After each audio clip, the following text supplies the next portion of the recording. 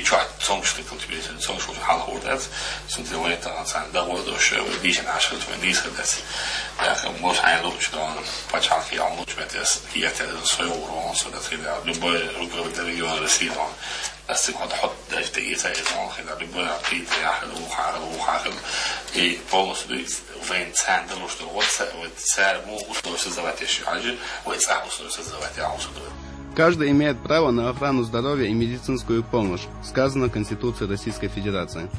Право такое у нас, конечно, есть, но далеко не каждый сегодня спешит им воспользоваться, если на то нет острой необходимости.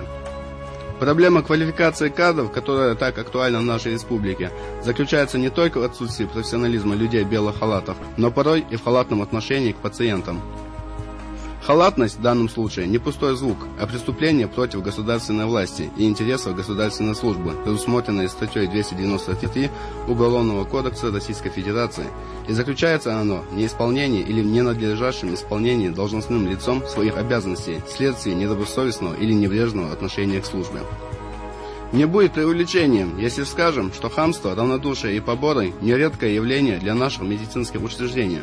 Конечно, есть прекрасные больницы и прекрасные специалисты, которые не жалеют ни сил, ни времени, ни своего умения во имя здоровья других. Но есть и те, из-за которых люди становятся калеками, а иногда просто теряют жизнь. Речь не идет о здравоохранении в целом. Здесь, слава Всевышнему, все не так у нас и плохо.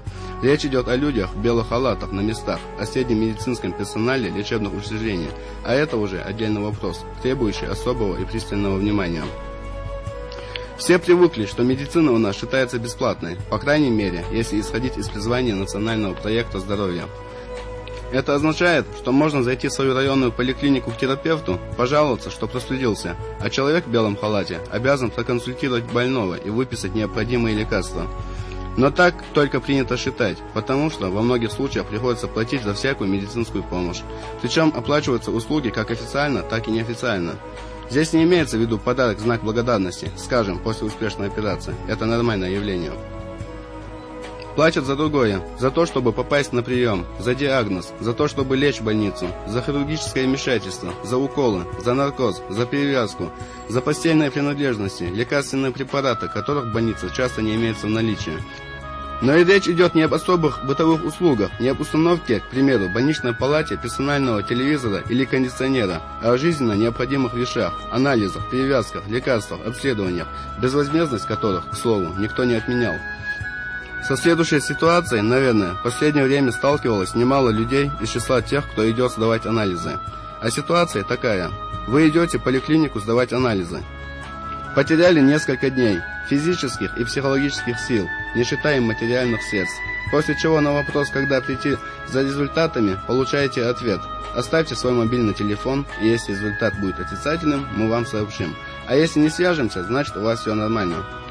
Но проходит назначенный день тревожного ожидания, а врач с вами не связался. Значит ли это, что у вас все хорошо? Нет.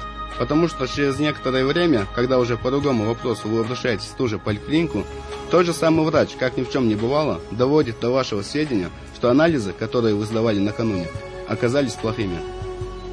Это не пример из разряда фантазии, а практика, которая в последнее время наблюдается во многих наших медицинских учреждениях. Беда в том, что пациент в большинстве случаев не в состоянии самостоятельно поставить диагноз, выбрать методы лечения и оценить эффективность и результативность лечения в краткосрочный период. Говоря о рыночных терминах, потребитель не может самостоятельно решить, что именно ему необходимо для поддержания потребностей здоровья, и поэтому вынужден полагаться на врача, который, в свою очередь, зачастую заинтересован лишь в том, чтобы продать пациенту свои услуги подороже. А ведь врач и есть человек, который должен и обязан чувствовать ответственность за пациента. Понятно, что у врача, как правило, невысокая заработная плата, но означает ли это, что ему надо быть озлобленным настолько, чтобы калечить вместо того, чтобы лечить? На все это мне могут возразить: мне хочется тратить деньги, надо идти не в коммерческие центры, а в государственные медицинские учреждения. Но в том-то и дело, что граждане, которые платят за медицинские услуги, делают это именно в государственных учреждениях. И именно в них, в госучреждениях, люди и вынуждены опустошать свои кошельки, потому что неофициально медицинские услуги бесплатно вообще не предоставляются. Нет, уважаемые люди в белых халатах, неправильно это все. Более того, подобное отношение к пациентам называется, мягко говоря, преступным. Вы в ответе не за деталь, которую выточили на токарном станке, не за возведение здания или сооружения. Вы в ответе за здоровье человека, который вам это самое здоровье доверил. А ведь безответственность и есть непосредственное участие в убийстве человека.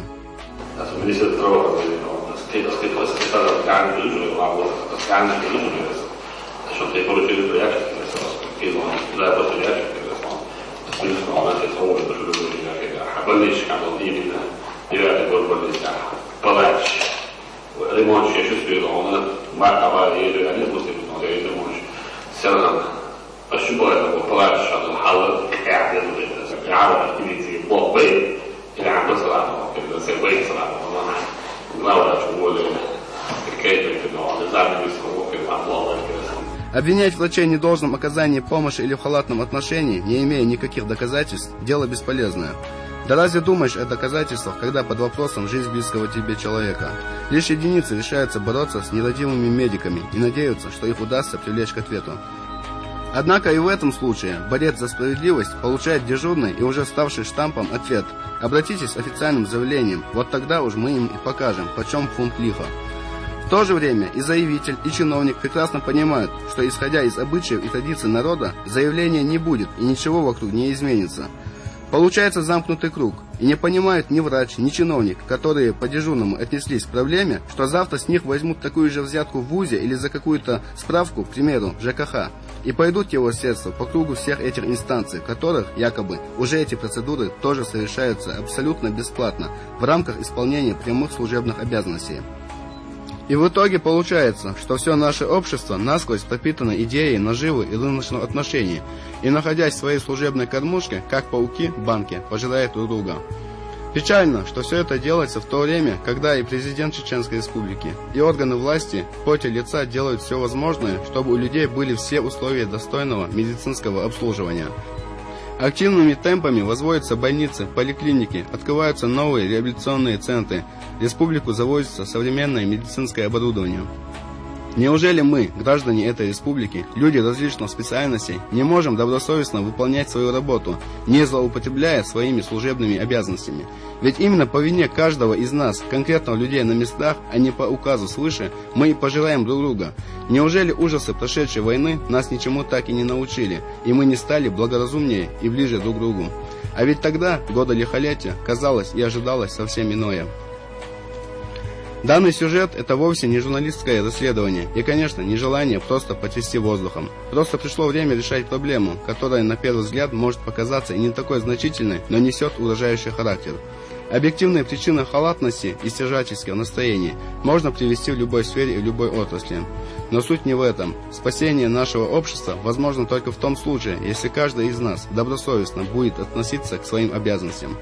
Можно оправдать ошибки врачей, учителей, милиционеров, строителей, каждого из нас вместе и по отдельности, всех, кто является частью этого общества и творцом нашего завтра. Вот только, как говорил Уильям Шекспир, оправдывая ошибку, мы делаем ее хуже этим оправданием. Иначе говоря, специальность ничего не значит, если нет сострадания, умения или ответственности за свою ячейку в жизни нашего общества. Нам же, в свою очередь, остается просто верить, что белые халаты некоторых врачей перестанут быть маскировочными. Здоровья нам и безоблачного завтра, граждане. Не болейте. Поручни гос имущества испорченным